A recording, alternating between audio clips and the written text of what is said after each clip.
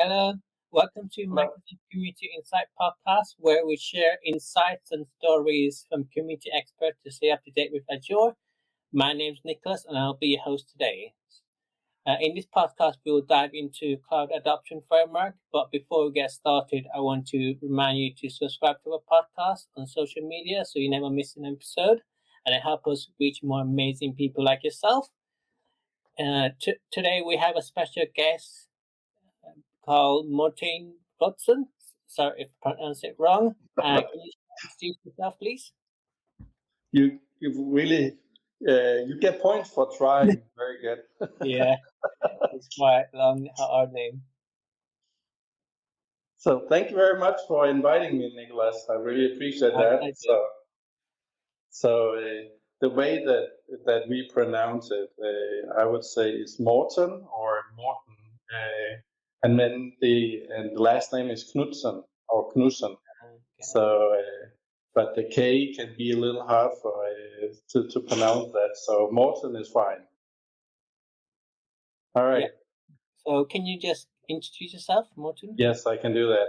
So yeah, as I said, my name is Morten, and I'm from Denmark, based in a city called Kolding, about an hour's drive north of Germany.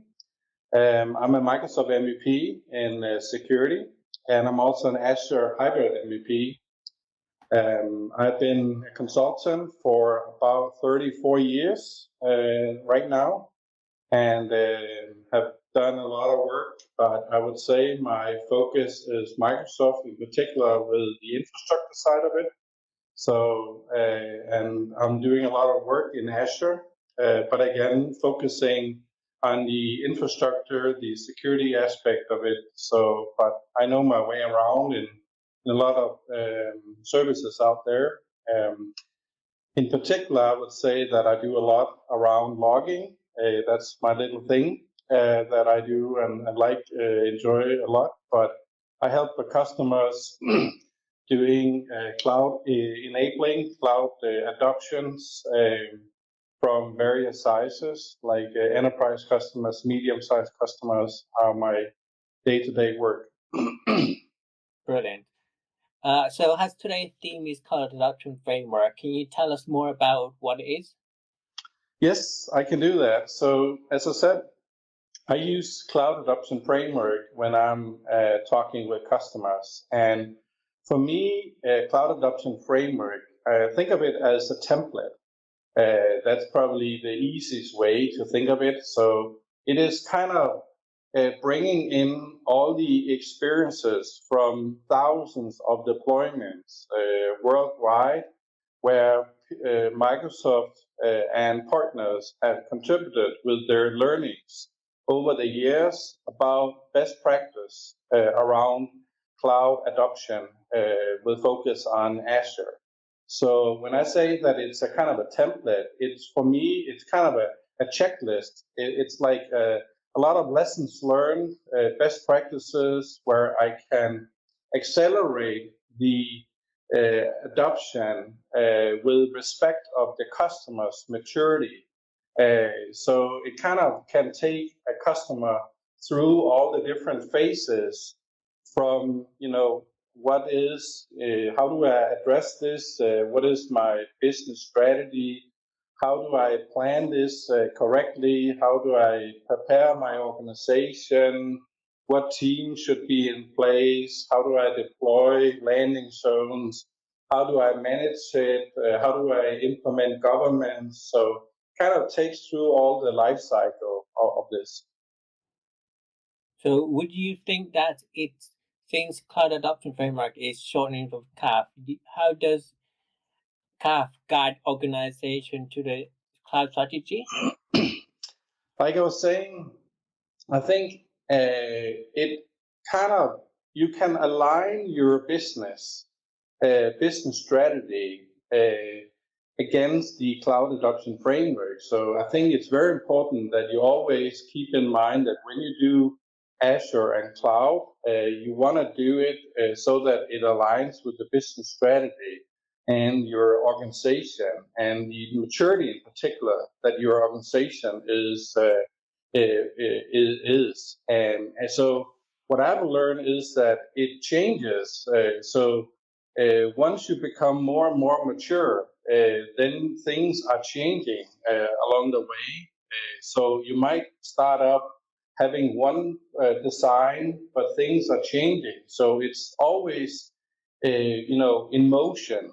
Think of it as versions, where you are implementing new versions of your cloud adoption framework along the way.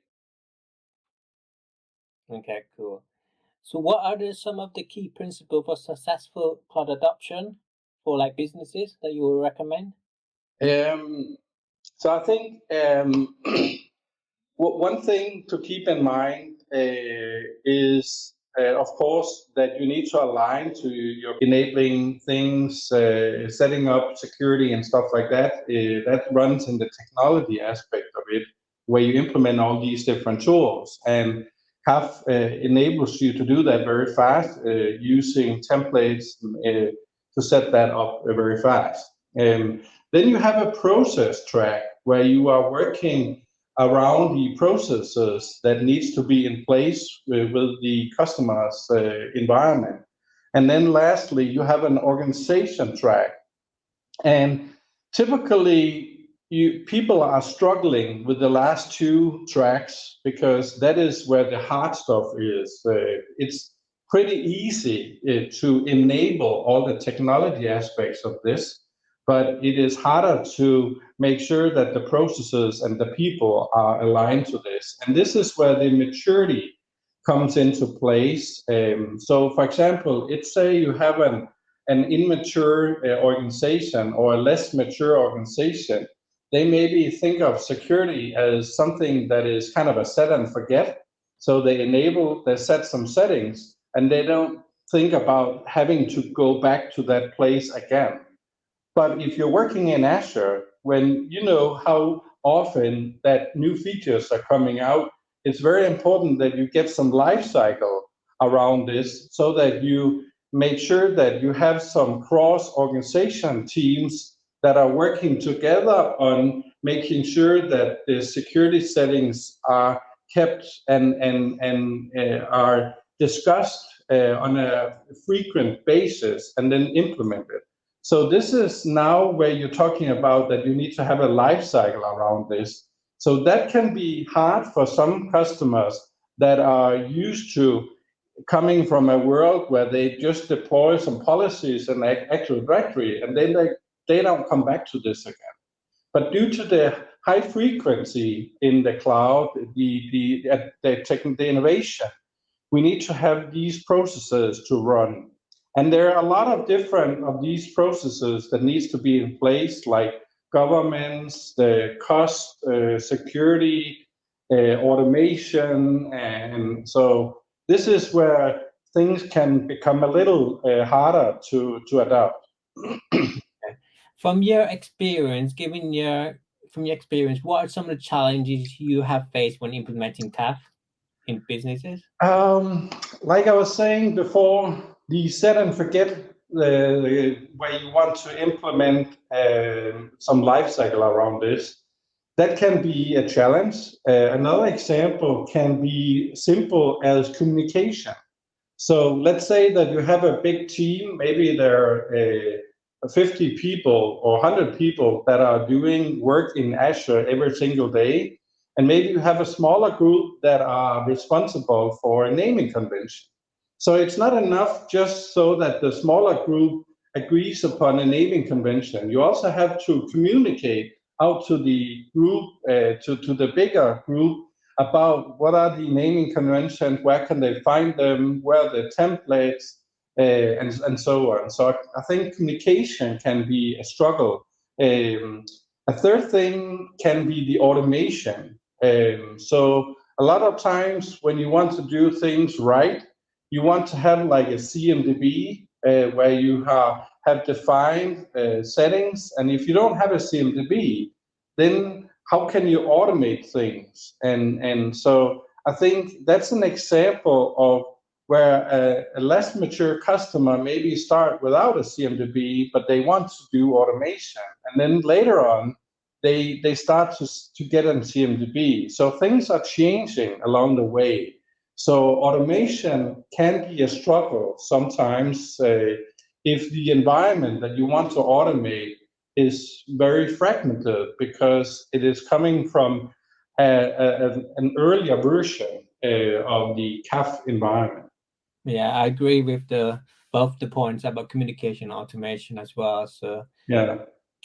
from your experience, what can you share some of the success stories where you have implemented CAF and adopt to cloud adoption? Like I was saying, that typically I come out to customers where they are maybe running a version 1 of their Azure environment, and maybe it kind of started in a way where maybe the data department started to adopt and using, for example, Azure. And then later on, the IT department wanted to grab this Azure and get it into place. So I think setting up and landing zone where you can accelerate and building kind of a version 2 environment can be a very good experience for a lot of customers. So instead of trying to rework the existing, you are setting up in parallel a version 2 environment. And then you can re-provision your services into this, or you can move them over in a controlled manner. So this is where CAF can come into play, because you can easily and very fast deploy, a landing zone environment. You can set up hundreds of policies and enable the automation around this. So that's where I think is great. I also like the fact that the adoption in general with consultants are very high. So when you are out with a customer and they can tell maybe other consultants, we are aligning to CAF, then people know the environment, they know the acronyms, they know how the management group layout is, they know the policies. So I think it kind of helps that they're aligning to this. That's brilliant. So as this episode is coming to an end, I just want to ask you, are you going to any future events in the future? Yes, I am. And I'm so happy that I can meet you next week when we're meeting at the summit. Yeah. So I'm looking forward to that. But besides that, I'm also next month going to China, actually. I'm going to speak in Shanghai for the Azure Global Day. So I will be going to Beijing and also Shanghai next month. So that I have a lot of trips coming up, but those are just a few of the future ones. That's brilliant. How can people learn more about CAF and get in touch with yourself, Morten? Yeah, so just searching on the web around Microsoft Cloud Adoption Framework will actually give you a great content around this, and it's structured very easily to adopt to, and you can find out very easily about information about it. Coming back to me, I also have a blog. It is mortenknudsen.net. I'm sure that you will link to it in below, but otherwise it's mortenknudsen.net, my name. And I also encourage you to connect with me on LinkedIn. It's Morten Walter Knudsen on LinkedIn. I can also share the link for that. And please connect with me. I'm happy to discuss anything, any questions that comes up. Just write me there or find me on Twitter. So a lot of channels there. Okay, brilliant. Thanks for coming on this episode, Morten. And in a few weeks, it's going to be on like YouTube, Spotify, and Apple Music. So stay tuned. Bye. Thank you.